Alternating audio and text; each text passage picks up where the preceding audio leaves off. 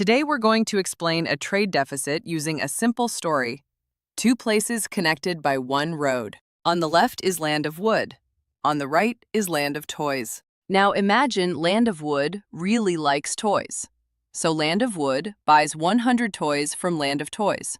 That purchase is called an import. You'll see it labeled importing as the toys travel across the road.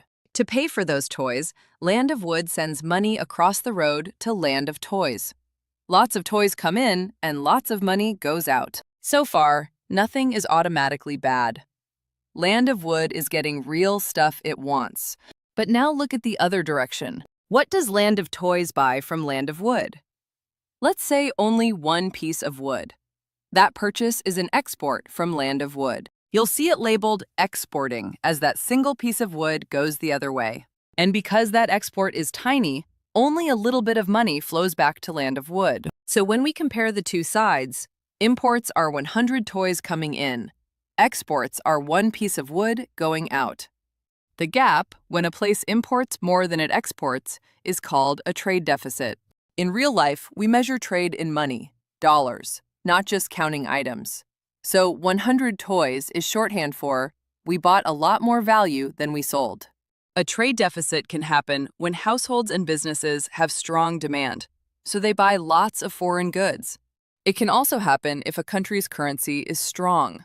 That makes imports feel cheap and exports feel expensive to outsiders. Again, the deficit itself isn't automatically a disaster, but the financing matters.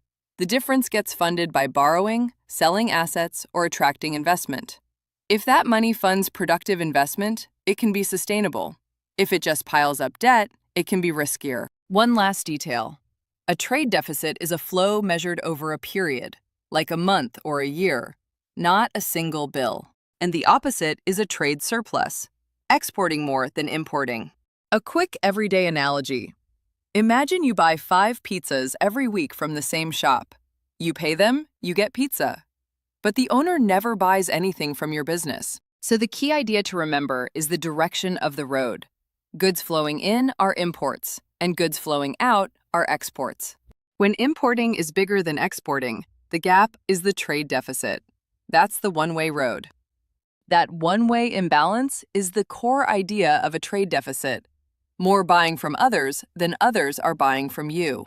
If you want, next we can connect trade deficits to saving and investment. But for now, that's the definition. Imports bigger than exports. Thanks for watching.